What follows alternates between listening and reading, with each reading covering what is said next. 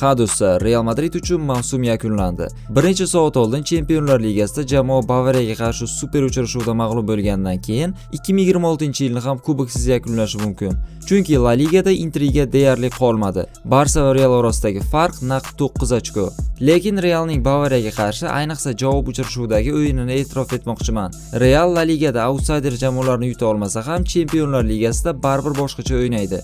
Va bugungi videoda Real Madrid uchun mavsum qanday o'tgani hamda jamoadagi muammolar qayerdan boshlanganligi haqida gaplashamiz. Videoga like bosib kanalga obuna bo'ling. Biz esa boshladik. 25-may 2025-yilda Real Madrid Xabi Alonsoni jamoaning yangi murabbiyi deb e'lon qiladi va yangi davr boshlangandek ko'ringan edi. O'sha yozda himoyaning zaif nuqtalariga futbolchilar xarid qilinib, jamoaning tarkibi to'ldirilgan edi. Trent, Hausen va Alvaro Carreras jamoaga qo'shilib, tarkibni juda qo'rqinchli darajaga chiqarib yuborishgandi. Lekin Xabi Alonso Perezdan yarim himoyachi so'raganda, Florentino unga rad javobini beradi. Asosiy nomzod Stiller hamda Martin Zubimendi edi. Carlo Ancelottining g'oyalari eskirgandan keyin uning o'rniga kelgan murabbiy Alonso yosh, yangi g'oyalar va taktikalar bilan Galacticos 2 ni yangi darajaga olib chiqish kerak edi. Lekin nimadir noto'g'ri ketdi. Jamoa AQShdagi klublar o'rtasidagi jahon chempionatiga yaxshi formada yetib keladi. Kylian Mbappe dastlabki uchrashuvni o'tkazib yuborgan bo'lsa-da, keyinchalik mashg'ulotlarga qo'shilib, yordam berishni boshlaydi.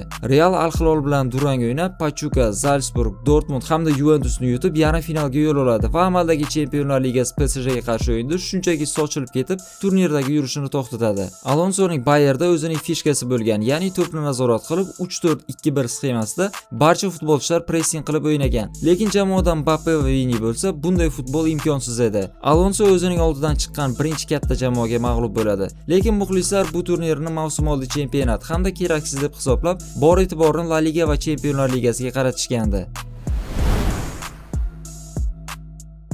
Oktyabr oyidagi El Clasicogacha Real turnir jadvalida Barselonadan 2 ochko oldinda borgan va Bernabeudagi g'alaba oradagi farqni 5 ochkoga yetkazishi kerak edi. Va shunday ham bo'ldi. Real El Clasicoda g'alaba qozonib, oradagi farqni 5 taga yetkazgan edi. Futbolchilar esa o'sha paytning o'zida La Ligani nishonlab yuborishgan. Hatto shaxsan men ham o'sha paytda Real bu mavsum kamida La Ligani qo'lga kiritsa kerak deb o'ylagan edim. Chunki Barsaning nostabil formasi, Yamal, Pedri va Rafinyaning tugalmas travmalari bilan Barsa uzoqqa bormasligi kerak edi. Ushbu Clasico'dagi Real uchun juda muhim edi. Chunki o'zingiz yaxshi bilasiz, bundan oldingi 4 El Clasico'da jamoa mag'lub bo'lgan.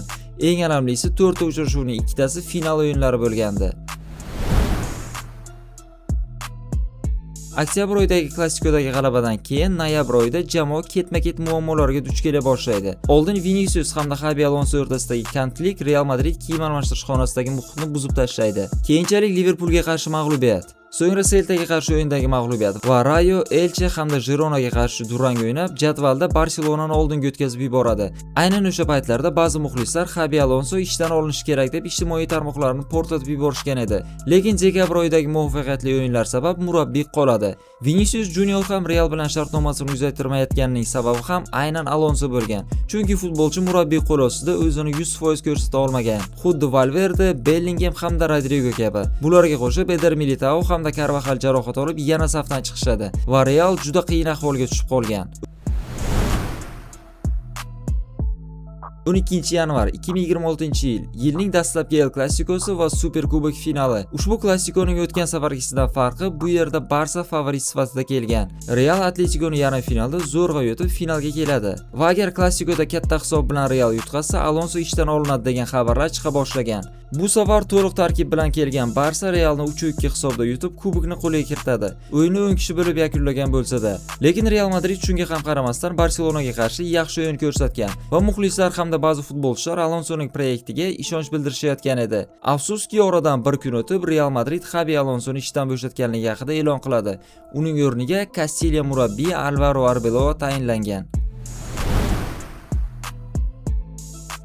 Alvaro Arbeloa vaqtinchalik murabbiy ekanligini hamma tushungan, hatto Alvaroning o'zi ham. keyinchalik asosiy kandidat sifatida Jurgen Kloppni Real Madrid bilan bog'lashadi. Arbeloa ham dastlabki uchrashuvda 3-divizion jamoasi Albacetega qarshi o'yinda mag'lub bo'lib, sharmandali tarzda Qirollik kubogini tark etadi. Yangi murabbiy tomon yog'ilayotgan heytni endi tasavvur qiling. Ustiga ustak 29-yanvar kuni Real Benficaga qarshi ham mag'lub bo'lib, Chempionlar Ligasi play-off bosqichiga to'g'ridan-to'g'ri chiqa olmaydi. Eng alamlisi so'nggi golni darvozabon Trubin kiritgani Real Madrid muxlislari uchun juda alamli bo'lgan. Lekin bu yerda murabbiyni ayblash xato edi. Mavsum qanday tugashidan qat'iy nazar Florentino Perez Xabi Alonsoga imkon berib ko'rsa bo'lardi. Xavi ham Barsadagi birinchi yarim mavsumda ijobiy natijalar ko'rsata olmagan, lekin keyingi yilda ikkita kubokni yutib beradi. Lekin negadir Florentino Perez Alonsoga imkoniyat bermaydi. 17-fevralda esa Real La Ligada birinchi o'ringa ko'tariladi. Barsa Gironaga mag'lub bo'lgandan keyin. Lekin oradan ko'p o'tmasdan jamoa aynan Benficaga qarshi mag'lub bo'lgan sabab fevral oyida ikkita ko'p o'yin o'tkazadi. Va tarkibdagi futbolchilar yetishmagan sabab Osasuna hamda Getafega mag'lub bo'lib, La Ligada Barselonani yana oldinga o'tkazib yuboradi. Keyingi voqealarni o'zingiz yaxshi bilasiz. Cityga qarshi fenomenal ikkita uchrashuv va umumiy 5-1 hisobidagi g'alaba. Chempionlar Ligasidagi ushbu uchrashuvlarni ko'rib, Real La Ligani yuta olmasa ham, Chempionlar Ligasini yutishiga ishona boshlagan edi. Chunki eng xavfli raqib hech narsa yo'qotmaydigan raqib hisoblanadi. Aprel 2026 Real bor e'tiborini Chempionlar Ligasiga qaratib, La Ligani butunlay qo'ldan chiqaradi. Mallorcaga qarshi mag'lubiyat hamda Gironaga qarshi durangdan so'ng Arbeloa jamoasi Barselonadan 9 ochko ortda qolmoqda va katta ehtimol La Ligani qo'ldan chiqardi. Chunki chempionat tugashiga 8 tur qolmoqda. Agar Real Klasikoda g'alaba qozonsa ham, oradagi farq 6 ochko bo'lib qoladi.